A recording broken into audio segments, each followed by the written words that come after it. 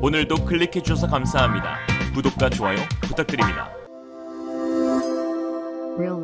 폴란드가 한국이 자체 개발한 세계 최고의 멀티플 런처 로켓 시스템 천무 MLRS를 300대 도입하기로 확정하였습니다. 이미 FA-50 경공격기, K9 저주포, K2 전차를 도입하기로 한 폴란드가 천무까지 도입을 확정지으면서 한국산 무기에 대한 의존도는 더욱 높아지고 있는데요. 이럴 거면 한국 국방부를 사과라는 농담도 나올 지경입니다. 지난 14일 폴란드 매체 아이다 PL에 따르면 마리우시 부하시차크 국방부 장관은 오는 17일 다시 한번 한국을 찾아 천무 MLRS 계약 체결 협정에 서명한다고 밝혔는데요. MLRS는 한국에서는 다연장 로켓포, 북한에서는 방사포, 미국에서는 하이 모빌리티 아킬러리 로켓 시스템 하이마스로 불리는 미사일 발사 시스템입니다.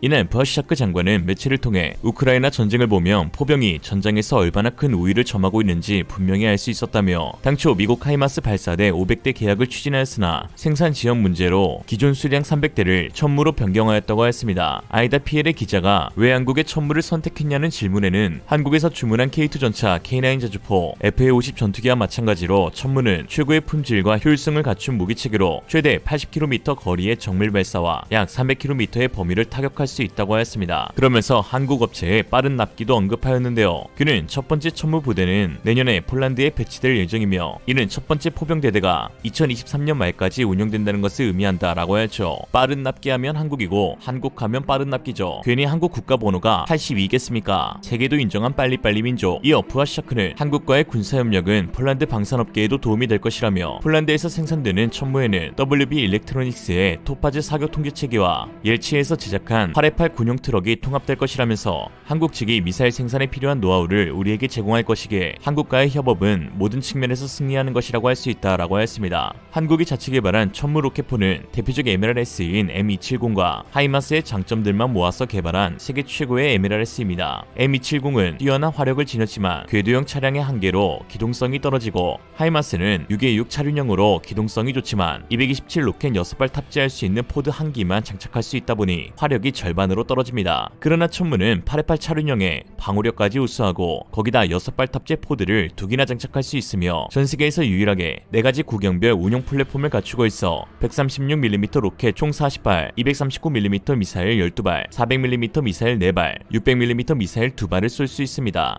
단순히 로켓 런처라고 하기에는 600mm 전술탄도 미사일의 화력이 압도적으로 보이네요. 사격 명령을 받으면 16초 이내에 초탄 발사가 가능하고 무려 1분 내에 12발의 모든 미사일을 한꺼번에 쏟아부을 수 있는데요. 순간 적지는 초토화 그 자체가 됩니다. 거기에 한국이 자체 개발한 유도 로켓인 한국형 GMLRS를 사용하면 80m 밖 표적을 초정밀 타격할 수 있는데 최근 국방과학연구소는 램제트 추진 기술을 적용한 사정거리 연장형 유도 로켓도 개발 중으로 현 사거리의 3배인 200km 이상을 목표로 개발 중에 있습니다. 이는 KF-21에 4발 탑재되는 세계 최고의 공대공 미사일인 미티어 미사일과 동급 이상의 성능을 의미하는데 천무 한 기가 이 괴물 미사일을 1분에 12발 쏟아낼 수 있는 것이고 또한 차기 한국형 대한미사일, 공대공 미사일로도 개량이 가능해지는 건 덤입니다. 폴란드 군수청 대변인은 자신의 SNS에 천무에 관한 Q&A를 진행했는데요. 폴란드 천무의 네이밍은 호마르, 즉 랍스터라고 하는데 폴란드는 주로 기갑 장비들의 갑각류로 이름을 짓는 듯합니다. K9PL의 폴란드명은 스콜피온이죠. 한편 폴란드와 한국의 방산 협력을 유심히 지켜보고 있는 유럽 국가들은 여기서 해답을 찾고 있는데 최근 체코 역시 한국산 무기체계 도입을 추진하는 것으로 밝혀졌습니다. 체코의 야냐 체르노오바 국방장관은 군 현대화를 위해 한국과의 협력이 필수적이라며 한국 방문 의사를 피력했는데요. 지난 11일 체코 매체 하스퍼다 스크 너비니는 야냐 국방장관에게 유럽과 미국은 지금 서방 국가들이 필요로 하는 무기를 생산할 시간이 없는데 체코는 폴란드처럼 한국과 같은 새로운 공급자를 찾는 것이 어떠한가 라는 질문을 던졌고 이에 야냐 장관은 한국과 폴란드의 방산협력은 다른 나라들의 태도에도 영향을 미친다며 한국은 확실히 유럽의 매우 중요한 파트너가 될 것이고 유럽 국가들은 폴란드처럼 무기 도입을 추진하는 계획을 세우는 것이 더 나을 것이라고 했습니다.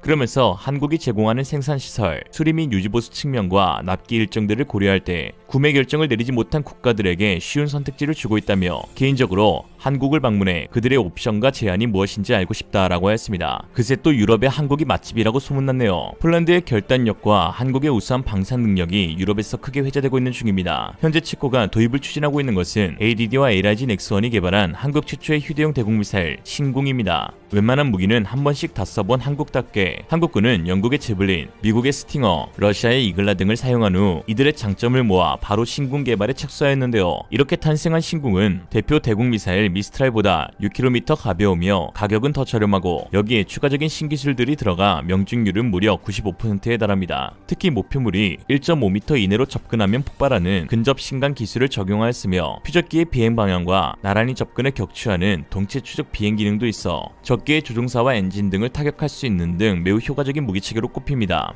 특히 신궁에는 전 세계에서 5개국만 개발한 극비 기술이 탑재되어 있는데요. 바로 유도무기 체계의 핵심인 적외선 IR 듀얼 시커입니다. 한국의 강소기업 i3 시스템즈가 세계 6번째로 자체적인 기술을 확보했는데 수출입 통제가 되는 전략 물자에 지정될 정도로 수준 높은 기술입니다. 기존 구형 열추적 미사일은 엔진의 배기열이나 단순히 뜨거운 물체에 근적외선 파장을 추적하기에 기만치에 쉽게 속아 넘어가는 단점이 있지만 신궁의 듀얼 탐색기는 근적외선과 중적외선을 동시에 검출하기 때문에 단순한 기만치 쉽게 속지 않고 표적을 추적하는 것이 가능합니다. 이런 상황 가운데 오늘 14일 유럽 평의회는 만장일치로 러시아를 테러 국가로 선포하기로 의결했습니다. 이에 보다 본격적인 유럽의 대러시아 대항 무기 체계 도입이 가속화될 것으로 보여 한국의 무기 수출도 증가할 것으로 예상되는데요. 또한 지난 11일 외신 더 아이리시 타임스에 따르면 폴란드가 약 40조 원에 이르는 EU 리커버리 펀드 자금 확보에 낙관적 합의가 이루어지면서 사실상 자금을 확보하여 한국과의 무기 거래 계약도 안정적인 체결이 이루어질 것으로 보입니다. 역시 거래는 근본 있는 국가들이랑 해야죠. 보고 있나 인도네시아. 한국이 유럽의 군사안보에 지대한 영향을 끼치고 있는 가운데 유럽 경제안보도 한국의 역할이 매우 중요하다는 분석이 나오고 있는데요. 푸틴은 현재 겨울을 무기화하려는 전략을 취하고 있습니다. 바로 자국의 의존도가 높은 천연가스를 볼모삼아 겨울까지 전쟁을 끌고 간다면 자국에게 유리한 상황이 올 거라고 예측하고 있는데요. 외신들도 이를 주목하면서 이번 겨울이 우크라이나 전쟁의 가장 중요한 시기이고 푸틴의 에너지 위협에서 유럽의 방어수단은 LNG 가스의 안정적인 수급 및 저장이라고 말하는 상황입니다. 그리고 이 수급과 저장에서 한국의 조선건조 기술력이 그 어느 때보다 중요시되고 있죠. 최근 러시아는 우크라이나 전역의 에너지 시설을 겨냥한 미사일 공습을 이어갔습니다. 러시아가 11일부터 우크라이나의 에너지 관련 기반 시설을 타깃으로 집중 공습하면서 CNN은 다가올 겨울에 혹독한 추위를 무기화하고 있다고 했는데요. 뉴욕타임스에 따르면 10일 데니스 슈미알 우크라이나 총리는 러시아군이 이날 하루 우크라이나의 에너지 시설을 겨냥해 33발의 미사일 공습을 감행했다라고 밝혔고, 이에 영국 가디언은 겨울 전쟁을 기다리고 있는 블라디미르 푸틴 대통령이 난방 전력을 차단해 우크라이나 국민을 공포에 떨게 하려는 심산이라고 하였습니다. 갈루셴코 에너지부 장관은 이틀간 우크라이나 에너지 인프라의 30%가량이 러시아 미사일의 공습에 피해를 입었다며 전쟁 시작 이후 러시아가 에너지 인프라 시설을 이토록 극단적으로 겨냥한 것은 처음이라고 하였습니다. 우크라이나 에너지부는 성명에서 화력발전소와 변전소가 미사일 공격을 당해 전력 수출을 중단한다고 발표했는데요. 우크라이나는 올 연말까지 유럽연합에 전력을 수출해 15억 유로 2조 800억의 수입을 올릴 것으로 기대했었는데 전력 수입길이 막히며 겨울을 앞둔 유럽도 난처해졌습니다. 우크라이나의 목표는 승리하는 것이지만 유럽연합의 목표는 조금 다를 수 있습니다. 뉴욕타임스 토머스 프리드먼 기자는 자신의 칼럼에서 우크라이나 완전 승리도 푸틴의 축출도 쉽지 않은 상황에서 겨울 에너지난으로 대중들의 반발에 직면한 유럽국들은 현재 점령지를 내주고 휴전하는 방안을 선호할 수 있다며 자국민들의 에너지 안보에 위협이 된다면 일부 유럽 지도자들이 그럴 용의가 있다고 했습니다. 전쟁을 일으킨 푸틴이 잘했다는 것이 아니라 전쟁을 어떻게 끝내야 할지를 두고 의견이 갈린다는 것이죠. 13일 AP통신에 따르면 푸틴 대통령은 에르도안 튀르키예 대통령을 만나 터키의 오랜 꿈인 가스허브를 제안하였습니다. 누가 봐도 천연가스를 무기화해 EU의 분열을 일으키려는 것인데 러시아 가스프롬 CEO는 자신만만하게 유럽은 올겨울 견디지 못할 것이라고 경고하기도 했습니다. 이에 유럽은 천연가스 확보에 사활을 걸고 있습니다. 지난 13일 유럽연합은 내년 여름부터 에너지 위기 대응을 위해 천연가스를 공동구매하기로 합의하였는데요. 지상으로 유입되는 가스관은 더 이상 이용할 수 없는 유럽에게 남은 유일한 수단은 LNG 선박을 통해 천연가스를 확보하는 것이고, 이에 한국의 역할론이 대두되고 있습니다. 전 세계에서 LNG 선박을 제대로 만들 수 있는 국가가 한국밖에 없기 때문인데요. 실제로 세계 최고 수준의 기술을 보유한 국내 조선업체들은 LNG선 수주를 싹쓸이하여 현재까지 발주된 전 세계 115척 가운데 94척을 한국이 건조하면서 사실상 이 시장을 독점하고 있습니다. 나머지 일부 물량은 중국이 자국 조선소인 후동중화조선에 발주한 것이 대부분이죠. LNG 운반선으로 LNG를 실어왔다면 액체 상태인 LNG를 다시 기체로 바꿔 저장할 수 있는 LNG 터미널이 필요한데요.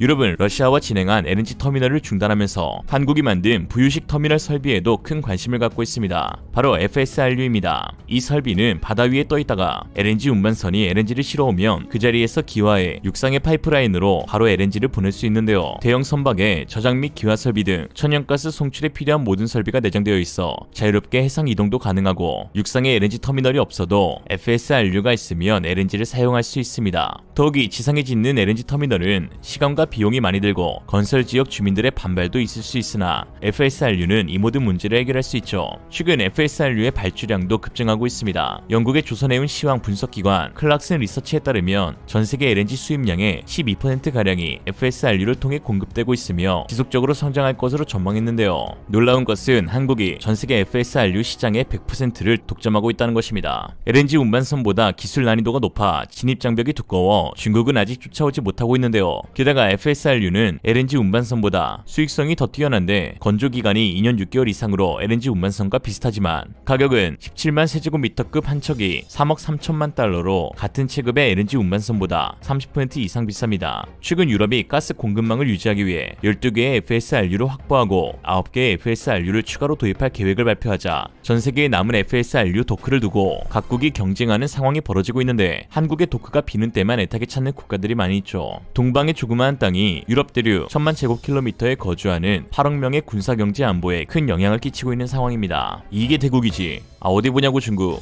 한편 해외 매체 디플로맷에 따르면 폴란드와 한국의 협력이 커지는 것과 달리 중국과 폴란드의 관계에는 금이 가고 있다고 했는데요. 폴란드는 중국이 추진하는 1대1로의 유럽 내 매우 중요한 거점으로 중국에서 EU로 수출되는 철도 화물 중 90%를 폴란드가 담당하고 있습니다. 그러나 최근 폴란드 외무부는 C 국가 외교 순방 중이던 중국 대표단과의 면담을 거부하면서 면전에서 내쫓아버렸는데요. 중국 측은 끝까지 남아 애타게 폴란드 외무부 관계자들을 설득했지만 만날 수 없었다고 합니다. 낄 때 끼고 빠질 때 빠져라 낄낄 빠빠가 전혀 되지 않는 중국인데 마지막으로 중국에게 조언 한마디 하고 영상을 마치겠습니다. 때가 되면 떠날 줄도 아는 아름다운 사람이 되자 라는 뜻의 사자성어 시, 발, 남, 이 시발라마. 이상으로 리얼리즘이었습니다. 여러분의 생각은 어떠신가요? 현명하고 지혜로운 여러분의 의견을 지금 댓글에 남겨주세요.